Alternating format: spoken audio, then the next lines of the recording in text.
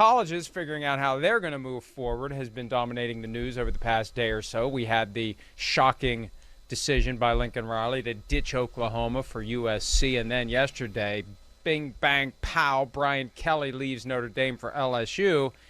The Notre Dame job is open. The colleges are drunk on the spending that they're engaged in with their coaching hires, so there was speculation about Urban Meyer. It was originally leaked by one of the ESPN reporters covering the Jaguars and then confirmed by Meyer himself, who shockingly, and as somebody on the PFT text chain pointed out, bigger news than him not being a candidate for the Notre Dame job, Charean, the idea that he actually did the visiting team conference call. What's the world coming to? That Urban Meyer's doing the conference call with the visiting team. But he did the LA media, and he said he's not a candidate for the Notre Dame job. Well, you know, to me, and call me cynical, it's easy to say I'm not going to be a candidate when it's quite possible, from Notre Dame's perspective, he wasn't going to be a candidate. Yeah, absolutely, Mike. I mean, you want to portray yourself as a candidate, even if you're not a candidate, right? So it might be from Notre Dame's perspective that he's not a candidate, not necessarily from Urban Meyer's perspective. Maybe he wanted to go back to the college ranks.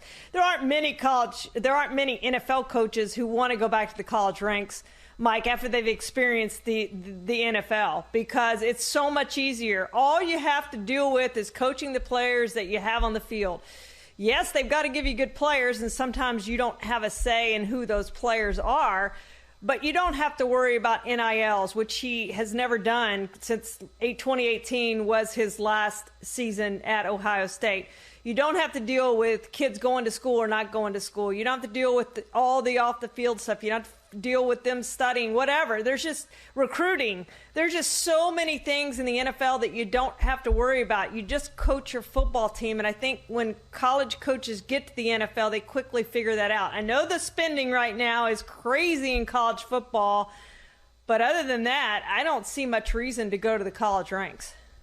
Well, if the numbers continue to spin out of control, and I think morally it's easier for the colleges to justify paying even more to the coaches when they're paying zero to the players, now that the players can go out and get money on their own through the name, image, and likeness revolution that's occurred. So recruiting based upon hinging, coming to that school and cashing in, in a market like Los Angeles, that's going to become even more attractive to a coach, especially if the money's there on top of it to make it all happen. And USC clearly wants to restore itself as a top power. Something that Meyer said today, though, caught my attention. Here is the tweet. I had it. I've lost it. I found it again. Here's the quote from Urban Meyer about the Notre Dame job as told to the Los Angeles media.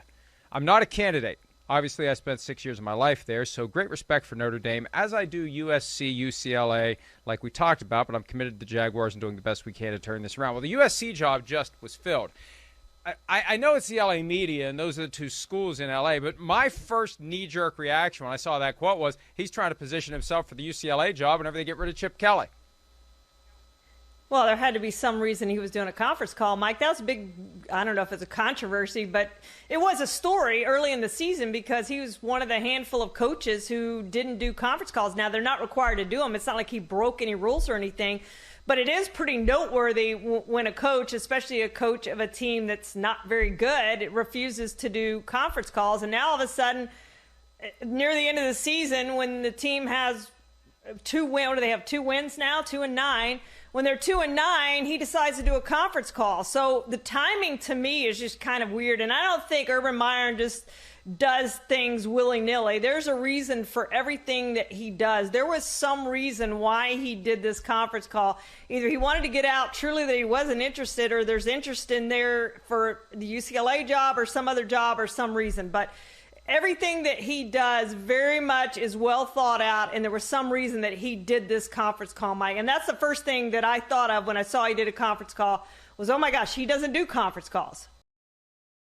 Hi, I'm Mike Tirico, and thanks for watching. Make sure to hit subscribe for the latest news and highlights from NBC Sports.